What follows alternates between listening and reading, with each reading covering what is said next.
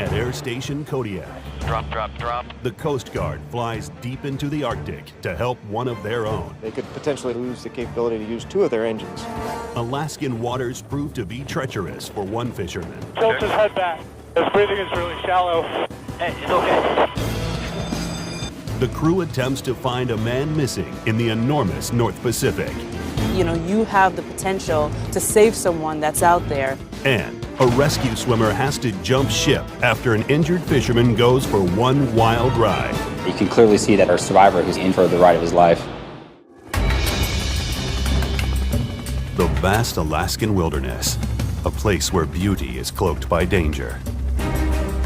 Here every day, 350 highly trained men and women risk their lives to save others. America's deadliest waters are protected by Coast Guard Alaska.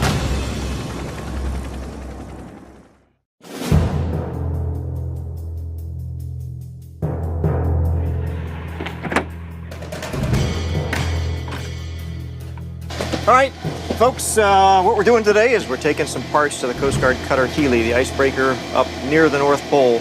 I'm Captain Bill Deal. I'm the commanding officer of Air Station Kodiak, and every once in a while, in addition to doing the commanding officer responsibilities, I get to do operational missions. So that's what we're going to do here. The weather today shouldn't be a problem for us. There's a little bit of icing to the east of our route. We're going to be in the clouds most of the way up there. The Coast Guard cutter Healy is Coast Guard's only operational icebreaker, and they're operating way up in the Arctic right now. They're fairly close to the North Pole, and they're having problems with some of their systems. The cooling system in one of their engine rooms has had a problem they've repaired several times, and they're afraid it's not going to hold, and they could potentially flood an engine room and lose the capability to use 2 of their engines. Our total transit from here to scene is just under 2,000 miles, so it's a long way. We're looking at just under 12 hours of flight time. Anybody have any questions? Okay, let's do it. The departure procedure is the Cody 6, and straight shot from there. Simple flight plan, any questions with that? Not at all, sir. Well, the icebreaker's so far north, they've been operating real close to the North Pole, and that is a long way up there, so we've got to fly directly to them. 5.5 hours out there, dropping the gear, and then 5.5 hours of flying back. But it's a doggone long way. Flying up near the North Pole is no easy feat. The distances are vast, and there's not a whole lot of options if we have an in-flight emergency. And we're starting to descend. Just says we're heading northeast. How's your wet compass? It says we're heading west. Well, the magnetic compasses start doing weird things up there. Fortunately, we've got pretty good systems in the C-130. Our compasses are stabilized by gyros. We also back that up with GPS. Satellite info is telling us we're pointing the right way, even though our different magnetic compasses is pointing all over different directions. Our gyro compass is somewhere in between. It's fairly benign as long as everything works just fine, but if we did have to go back to old school magnetic compass stuff, it could get a little exciting. I got him at 25 miles out on the radar. Funny how this goes from hours of boredom to just all of a sudden things happening quickly. Once we got down on scene, we were able to see the cutter. We weren't sure what the ice was going to look like, and once we got down, it would look like pancakes about 2 miles in diameter, and they're all wedged in together. So we tried to find the largest pancake, which was just off the port side of the cutter. So we're planning on doing a series of 3 pads drops. The first one is going to be the metal can, and that's close enough to 500. We're opening lock. Docks pumps off. All right, target's in sight. Roger 30 seconds standby. Standby with 1 pad. Pin pulled. Strobe on. Drop. Okay, Healy says they see it. They say it doesn't look like it went through the ice, so hold. This will be the second drop run. Drop. Soy. Back aboard. Drop. Soy. Bags aboard. We made several approaches and 3 successful drops to the big pancake. They essentially pulled up next to it like an ice dock and unboarded, walked around the ice and grabbed their parts. Well, that was smooth. Nice job, guys in the back. Yeah, that was great. Flying up in the Arctic is one of the neat perks of the job. It's a really awesome experience to get to do something that very few people get a chance to do. We have now set the record for the farthest north drop. That's the farthest north that the Coast Guard has ever done airdrops from a C-130. That was fun. Yeah. 5 hours of droning for 20 minutes of action. It ended up being 11.3 hours, of which most of that was transit time. We were crossing thousands of miles in some cases, potentially going through several different weather systems. Just the challenge of being able to fly in those conditions is pretty tough. In the Coast Guard, there is this mystique, this legendary status about being stationed in Kodiak because of the weather and the types of missions, the distances you cover, the things that we do up here. It's happening around us all the time. It's truly inspirational.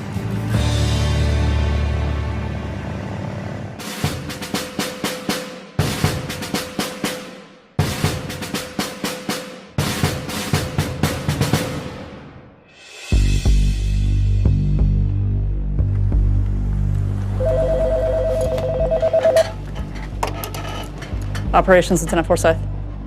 Yes, sir. What I got from district, it was a 48-year-old male that was hit in the head with a crab pot from a fishing vessel. What happened was we overheard some traffic just south of a fogneck. That was from the captain of a 76-foot fishing vessel. One of his members on board took a crab pot to the head. He was in and out of consciousness. He was breathing. So what we were doing was, while we were listening to that, we already had a crew that was on a different mission, so we have just diverted them because they were already ready to launch. My name's Tony DeWinter. I'm a lieutenant, aviator. I'm a pilot here at Air Station Kodiak. A call came in about 12:30 that they needed us to reconfigure for search and rescue. 40 miles to the west of here, just on the other side of the island of Kodiak, for a fisherman that had been hit in the head by a crab pot, about 700, 800-pound piece of gear, and so they wanted to get him off the vessel as quick as possible. We'll keep this heading right now about 265, and it's going to be about a 70-foot hoist, and we'll maintain 10 feet vertical and horizontal obstacle clearance. My name is Rafael Aguero, and I am a rescue swimmer at Air Station Kodiak, Alaska. This is going to be a trail line delivery of the swimmer to the aft section there of the Van Elliott. Once I got on scene, the seas were kicking at about 8 foot, so there was a pretty good roll going. Okay, hoist is to off. I had the EMT kit on my back, so it was 50 pounds of added weight going down on the hoist to the back of the boat. Swimmer's going. Swimmer's outside cabin door. Load check. Swimmer. Load check. Please. Swimmer's going down. Roger. So we have a nice hoisting area to lower Ralph down to. I'm gonna lower him down with just a bare hook, just straight on the hook, harness him down. Swimmer is on deck. Roger. I got down to the deck just fine, and I assessed the patient. His eyes were normal, they weren't dilated or constricted. He was talking to me face to face, and it appeared that nothing was wrong with this guy at all. Just, he got whacked in the head pretty good. All right, rescue check is complete, ready for one. Trail line deployment of the litter. Roger, and you can begin the hoist. Roger, target site, Jones, go to the cabin door. They sent the litter down, and I put the guy inside of the litter, and I put him in a neck brace. I put him on a backboard as well, just as a precaution. Brad, you need to put his head in first or feet in first for an injury like this? We're just gonna bring him in head first, and then someone can still get next to him right here. All right. Litter the vessel. Clear back up 30. Trailer is still on deck. That was a little rough. Sorry. All right. Litter is outside the cabin door. Bring him there in the cabin. So I lift the litter up, and I notice that the guy is getting kind of scared, which is usual because you're strapped in, laying on your back, getting hoisted to a helicopter. So I bring him in and kind of push him up towards the front of the helicopter. Rescue check was complete. Ready for one bear hook to cover the rest of the Roger, begin hoist. Roger, target site. Swimmer is clear of the vessel. Move back on 30. So I lower the hook back down and lift Ralph off the boat, bring him back into the helicopter. And we're sitting there. Ralph begins his assessment of the guy, and we notice that he's not doing so hot. Right now, he is seething. Yeah, his breathing is really shallow. I looked at him, and I can't say for sure, but it looked like he was having a full-blown seizure in the back of the helicopter.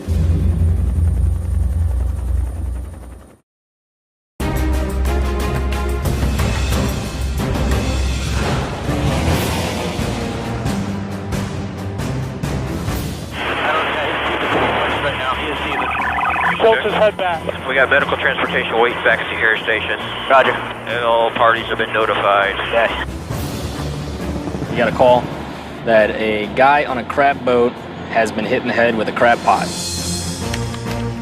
Right on the other side of the island, so it's a short 15-minute flight over there. Somebody gets hit in the head with a 1,000-pound crab pot. It's a serious medevac. Once I got on scene, it was a pretty standard hoist. I assessed the patient, and the patient appeared to be fine. They sent the litter down. We lifted this guy up to the helicopter, and it looked like he was having a full-blown seizure. Is he just nervous, guys, or? He's clenched up really tight. Yeah, he's been like that since we got him in here. He's been clutching that cable. How tight is this around his neck? I don't know. I gotta take it off. He starts seizing, holding on to the D-rings of the litter, and he will not let go. I really didn't know what was going on. I open up our EMT kit, and my first thing is to just assess his airway, making sure that he's breathing. Yeah, his breathing is really shallow. We're getting him up on oxygen right now. I'll pump this while you get it ready. Do it nice and slow or what? Yeah, about 20 times a minute. His teeth are all tight, he's seizing, so we go into emergency mode. Tilt his head back in order for the breath to go in. Hey, it's okay. Yeah, he's not getting the... It's okay. Here, let me get back there, Brad. Alright. Yeah, he's freaking out. Take the scissors, go ahead and expose his chest. Alright. His chest is rising and falling, right? Can you see it? Can you feel it? Let me get down. Yeah, he's breathing. Breathing? Yeah. His whole body is he's tensed up. Did you pass along that he's possibly having a seizure, sir? We can, Roger. Alpha State Kodiak, Juliet 03. Patient possibly seizing, having seizures. Please make sure it's past the medical personnel and let them know we will be making a ramp arrival to make sure the ramp is clear for our arrival. I put him on a ventilator to assist him with breathing.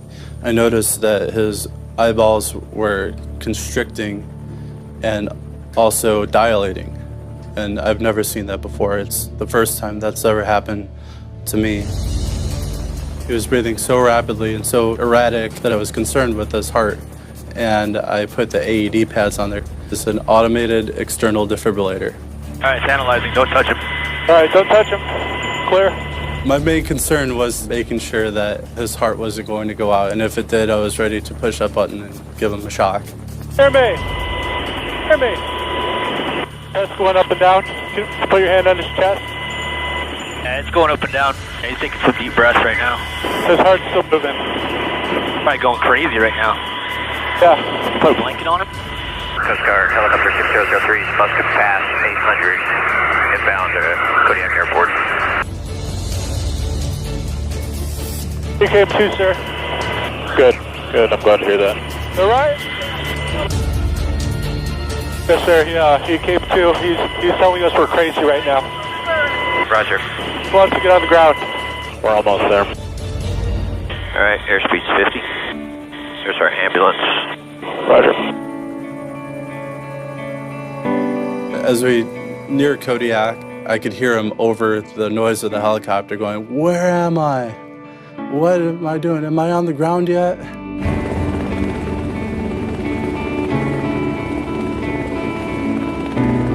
He had a look in his eye like he had no idea what was going on.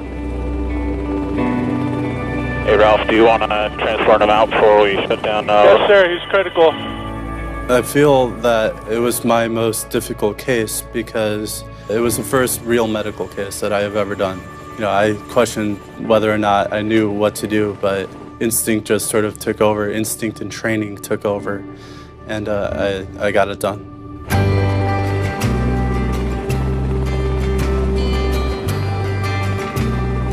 It was one of the harder cases that I've been on just because things turn south so fast. You get called out on a case, you don't really know what's going to happen, so you can prepare to the fullest in anything that you can, but we weren't expecting this, and you can only do so much in the back of the helicopter. I think we did everything we could and helped the guy out. With every case you go out and do, anything can and will happen. You know, whether or not he was going into shock or actually seizing from the injury itself. The team was outstanding. Everybody relied on the training that they had, and that's what brings the crew together. And for each case that we do like this, so. You know, I felt his pulse. His pulse was boom, boom, boom, boom, boom, boom, boom, boom. I mean, he was hanging by a thread. No matter how many cases you go on, you can't be prepared for everything that's going to happen.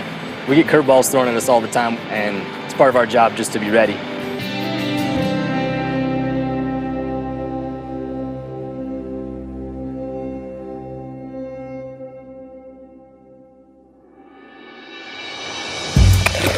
It's all about training. It's about memory, muscle memory, about training and training and training and training. And that's what we do.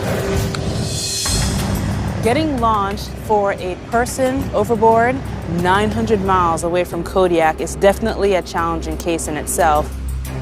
We're very optimistic, we're very amped up. You know, you have the potential to save someone that's out there.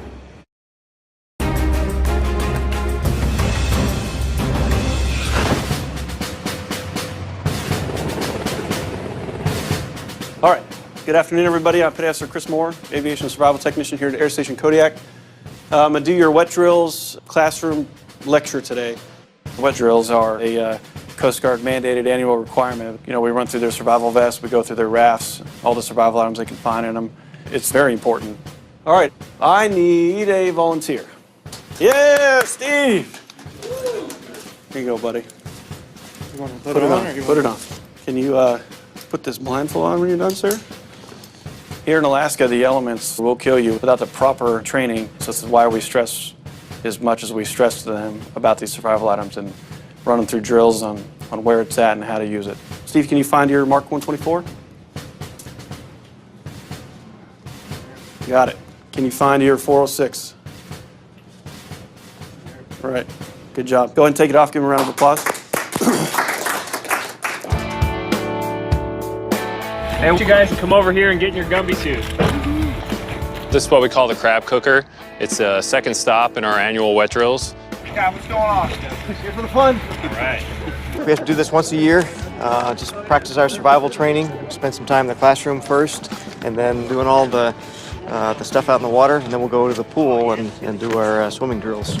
We found in the past when we've had mishaps that this training has been real helpful, being able to get out of the aircraft and knowing what to do once they got out.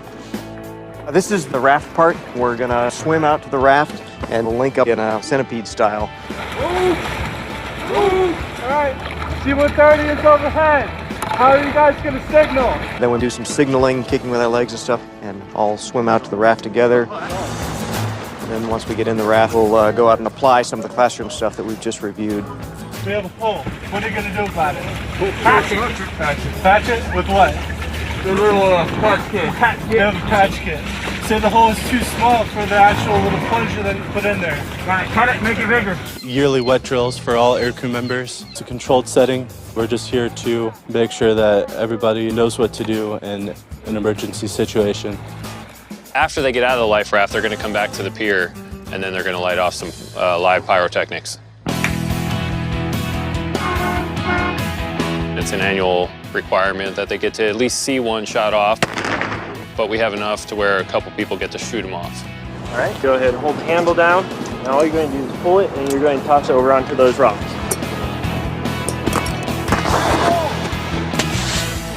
If we didn't complete this annual training, the end result would be more lives lost in crashes or any kind of mishaps that we have throughout the Coast Guard.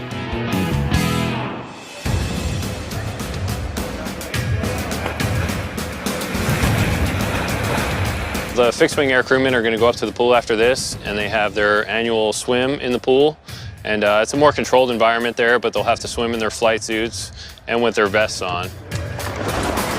After the rotary wing air crew, they have to do what we call sweat training. It's our shallow water egress trainer.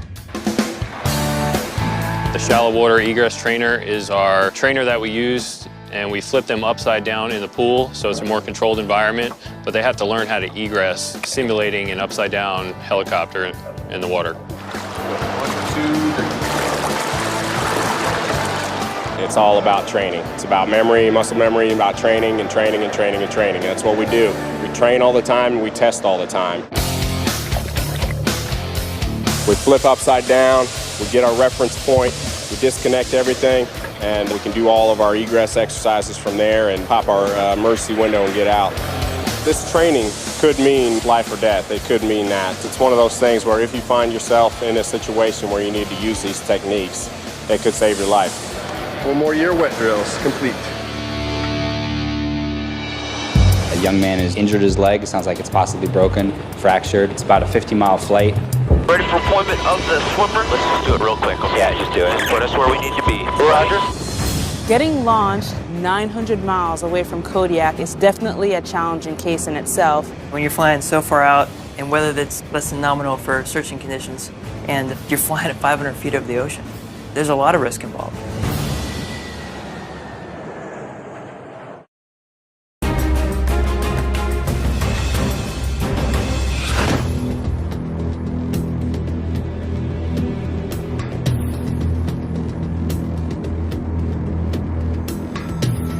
Hi, it's Lieutenant Breckel on the ODO desk at Kodiak. How's it going?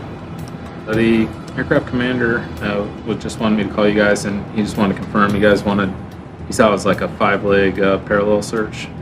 We got a call from District 17 Command Center requesting to launch a C-130 for a man overboard about 950 miles southeast of Kodiak. So it's almost like flying across the United States, to go there and come back. Probably like flying to Tennessee from Seattle. We going with the 09? The multi-engine fixed-wing aircraft, like a C-130, is what is used in this type of case. The helicopter assets just don't have the range to go this far. 900 miles south of Kodiak for us, it's pushing the edge of our envelope for us to go there, but it is certainly doable. Coast Guard Rescue 1709, understand still on the ground at Kodiak. That's affirmative. Taking off in approximately 15 minutes. My name is Lieutenant Janine Menzie. I'm currently stationed at Air Station Kodiak, Alaska, and I'm a C-130 pilot here.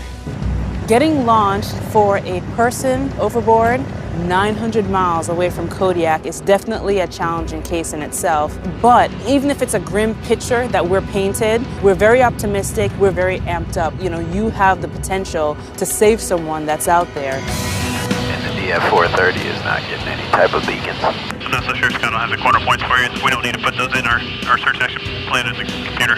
Okay. We got a search action plan, which basically gave us the position where the boat was, where they thought they lost the guy, which was down here.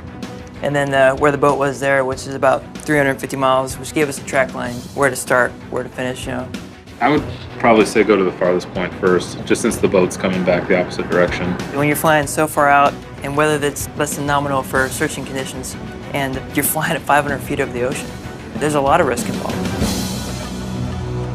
Just to advise you, we are on scene in the search pattern. Roger, unlimited visibility. Standing by, channel 16. For this type of track, we usually do what's called a Charlie Sierra search or a creeping line search, and so we usually go back and forth over that track line. Anything? Something in the water right there. It's 2:30, 3 o'clock right now. About a mile out. Yeah, that's it. You got scope out? Roger that, sir. Another tree? Yeah, it's like a log. It's a tree. If we find them, we'll drop our survival rafts and then look for any vessels in the area that we can vector them in so they can rescue the survivor. Worst part about these missions is just trying to stay on focus. You just got to remind yourself there could be people floating around in that water right now. Yep. You really just never know. A lot of people have that drive and have that fire inside them that they do want to survive when they're out there. We try to stay as optimistic as possible. There's a little boat up the left here, just in the left scanner window, or maybe that's a tree. You see it straight down? Yeah, it's just some wood. All right. Wood. After searching for a couple hours on scene, you realize that he had been in the water for more than 22 hours. And even if he's wearing a survival suit, survivability may be something that is questionable at this point. Those times are a little bit disappointing, but at some point you really do have to come back, for the safety of the crew, for the endurance of the aircraft. Coast Guard inbound to air station at this time, and I'd like you to secure our guard. Roger. All right, they know we're inbound. Guard is secured. For that crew at that time on that sortie, you've done all you can do, and now it's time to go back to land. So it's a little disheartening to know that, you didn't find them.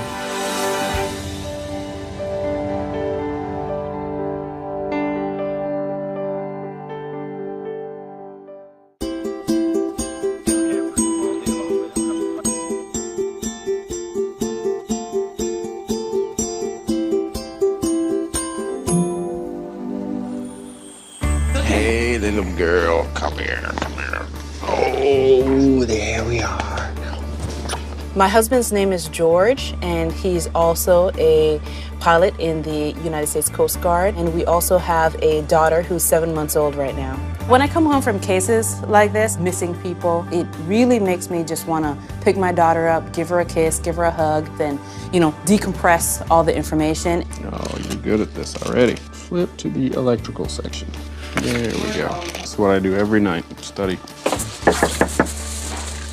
Hello. Hey guys. How's it going? My wife, Janine, is making some halibut tacos and also some chicken that she makes up pretty well. So we invited just a couple friends over and share some good food and drink and talk. Your girlfriend is happy to see you.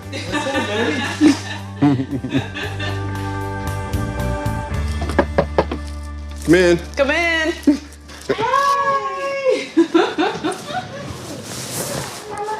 Who it is? Alyssa's been waiting to see you.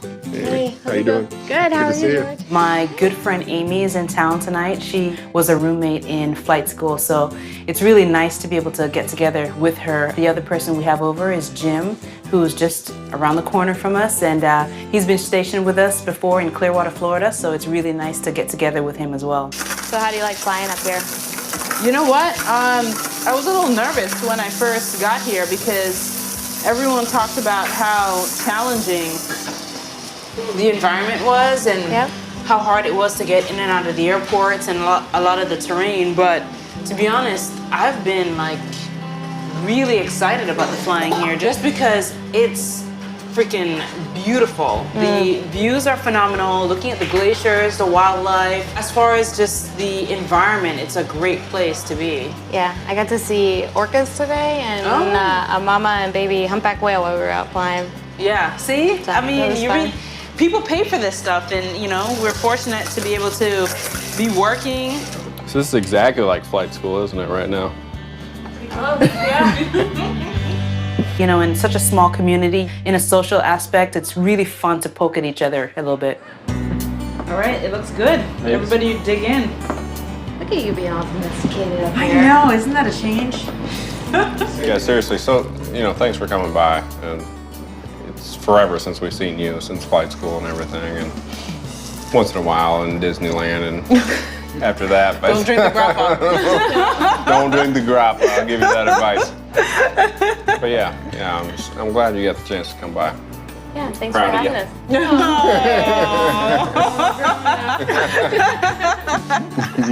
us. And Jim, it's always a pleasure. Thank you, George. Thanks. Very nice. It's nice to be fed. In Kodiak, you're pretty isolated from your family. So it's really a good thing to build a network within the Coast Guard community. So it's pretty regular for us to get together, to have dinner, to go fishing, to go hunting, or just, hang out.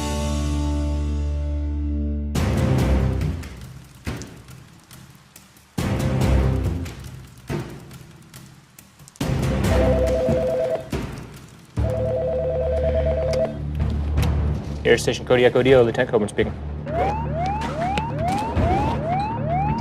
Eric, do you have a second? I'm looking forward to celebrating my wife's birthday tonight. Normally we get off duty at 4 o'clock. Half an hour before that, alarm goes off. Sure enough, we got a medevac. A young man has injured his leg. It sounds like it's possibly broken, fractured, and it's time to do some flight planning. Hopefully about 20 minutes on scene, then about half an hour back over town. Fishing vessel Canusa. Flight surgeon told me to give him morphine, so that's probably one of the only things I'll be doing other than vitals. They're going to be airborne really soon. The first thing we find out is the position. Luckily, I've got a real sharp operations duty officer who's already plotted the position for us. You guys are up to speed on what the general plan is? We've got a picture of the vessel on Coast Guard file to take it with us in the helicopter to see what are some of the hazards that we're going to deal with as we try to negotiate pulling this guy off. I want to get out of there as fast as I can. This is going to be a lot harder than we thought.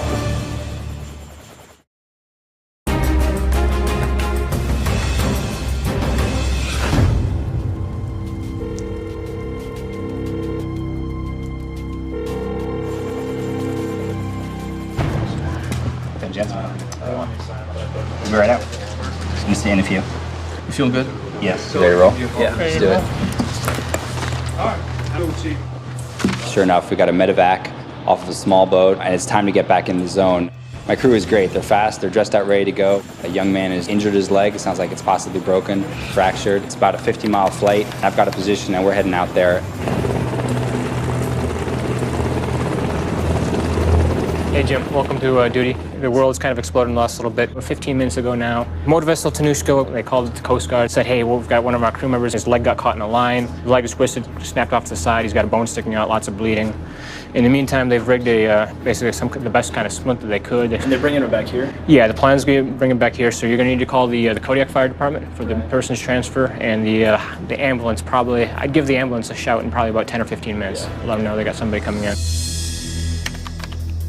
So these guys are up here, basically the north side, 60s en route. They're probably going to be going for the Whale Pass, low vis route right now. I'm said pilot, you said co-pilot.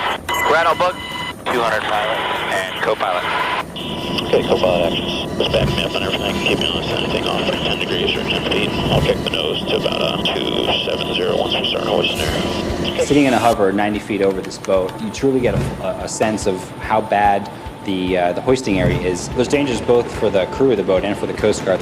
Those fishermen are dealing with crab pots, lines, anchors, buoys. There's all sorts of stuff that can potentially injure them. As for the Coast Guard, what I'm looking for is an open area, and unfortunately in this case, I'm not going to have it because there's cranes, radio antennas, and possibly entangle our rescue hoist.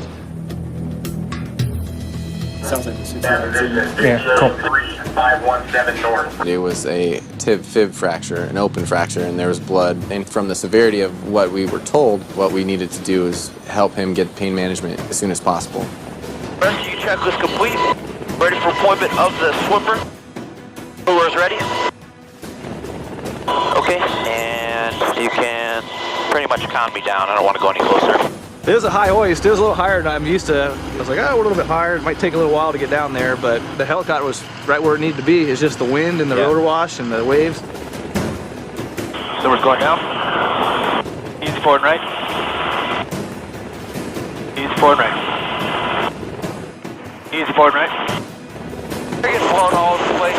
Just put us where we need to be. Roger. When you're that high, you could easily wrap your hoist cable or a trail line around one of those antennas. The flight mechanic, Steve, was telling me the positioning over the boat, and my co-pilot, Jess, telling me the altitudes. Just kind of take it all in and put in a couple of control inputs to stay on top of the boat. Swimmer is on deck. Roger. Swimmer's disconnecting. Swimmer's on deck. Looks good. Disconnected. Swimmer's away. Yeah, swimmer, we're gonna go ahead and go with the litter if you're okay with that. Roger. There were a lot of cables and support cable that were coming off of the top of the boat. At a certain point, we just said, you know, we picked a spot. Be careful. Let's take it nice and slow. But we got it done. Swimmer is sending survivor. Oh, he looks like he's in pain. They had his foot splinted up. He had his extra tough boot on, and then they actually used line with pieces of wood. And the wood actually had nails sticking out of it. I didn't even bother messing with it. He was hurting, and when we would move him around, he would let us know it hurt.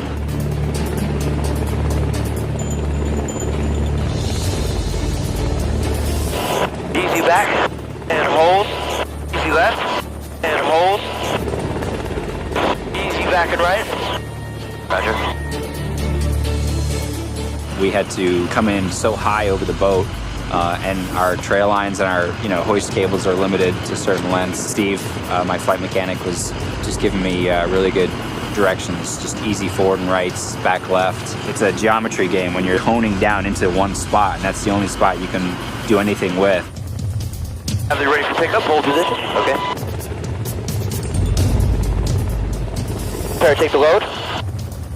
Taking the load. Picking up one patient still takes surprisingly long because of the amount of stuff that's got to happen. Putting him in the litter, you know, that's why we put Eric down, so we can get him in the litter, get him strapped in good and tight. We have a plan when we put Eric down, but as soon as he's off the hook, they're on their own. Roger, Vessel to They have the patient in the basket and getting ready to hoist him up into the helo. Talk to you again in 5 minutes. How copy over? Pick up, easy left. Got good position. I'm gonna give us some slack. Back to the situation. He's having a hard time. He's getting flown all over the place. Let's just do it real quick. Okay? Yeah, just do it. And hold. He's good. He's directly below us.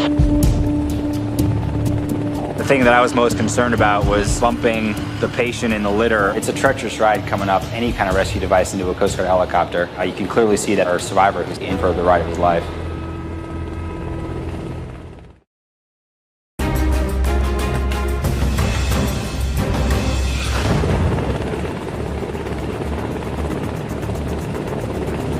Got a medevac off of a small boat. We've got a guy, he's broken his leg, possibly fractured. There's blood on deck. I've got about 60-mile-an-hour winds coming off of the rotor wash. And now all of a sudden I'm putting a guy strapped to a cable in this entire environment. And so it's unstable and the guy's gonna start spinning. We're gonna try to minimize that by minimizing the time that our survivor's sitting on that rescue hook. Litter just below the cabin door.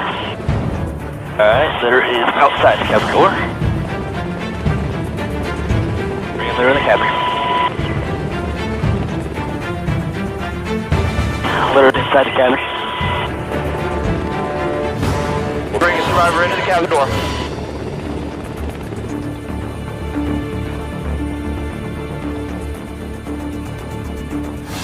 Guy inside the cabin. Question, please. We also had Dave Call, the health service specialist. He came with us to administer medical care. He actually jumped in to help Steve out, which was just some extra manpower they needed. Special to Rescue 6010. We have your patient safely on board. We'll be back into our rescue swimmer. When he was pulled into the back of the helicopter, I checked his leg out and it was splinted really well. The main thought going through my mind was to take care of his pain management, which with the injury, he was going to be in severe pain. So I broke out the morphine and I gave him 2 milligrams just to kind of take the edge off a little bit, which helped. He definitely relaxed a lot more.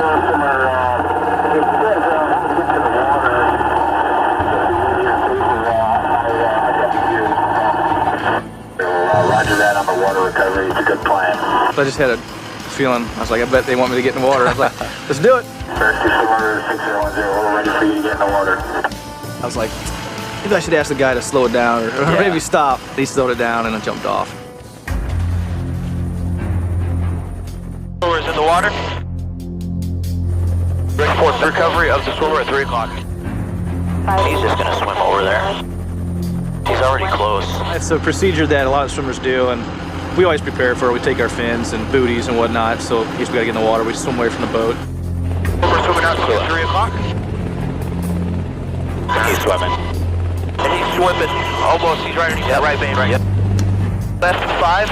He's directly underneath the aircraft right now. Begin the hoist.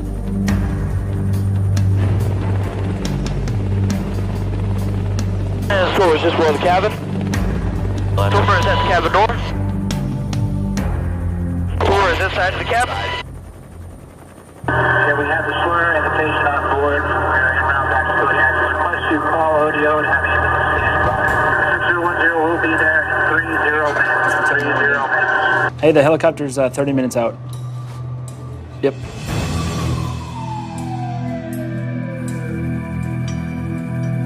It was a high hoist. It was a little higher than I'm used to. That was the hardest one I've ever done. Couldn't have hoisted with a better group of guys. With Eric, Steve, Dave Called, and Jess, my co-pilot.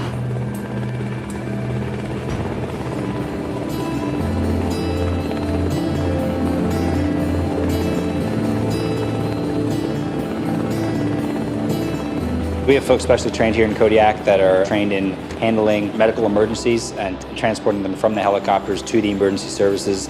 These people are experienced, they have the gear, and they're on scene, ready to go, ready to take our 24-year-old injured patient to the ambulance that's going to get him out of it and get him to help. Why is it again so much?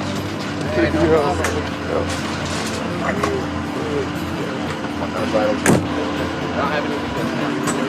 gonna be late for my wife's birthday party, so I gotta go. But I'm not home right now. I'm sitting here talking to you guys, so I gotta get out of here.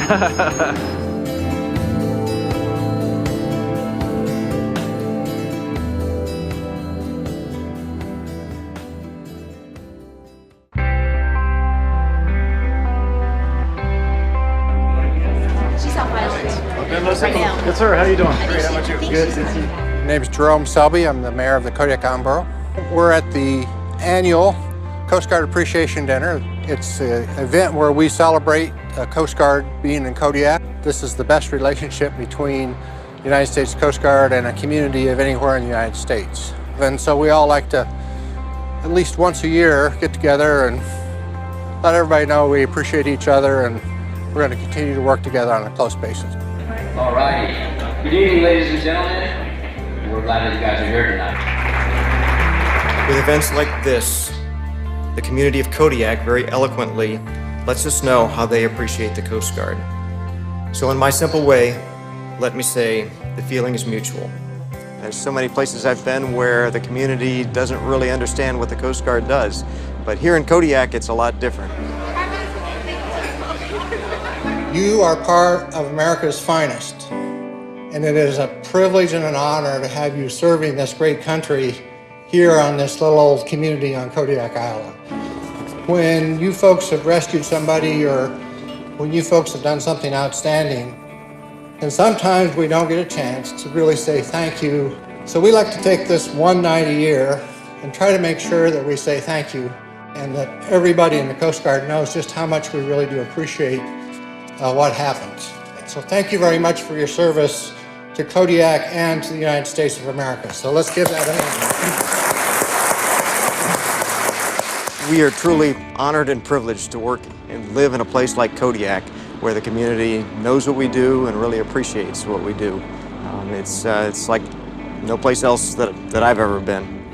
When we take on those additional risks, when we go out in Alaska's worst weather, when we match our skills, our wits, and our best equipment against the nastiest fury that Mother Nature has to offer, that's when it gets personal for us.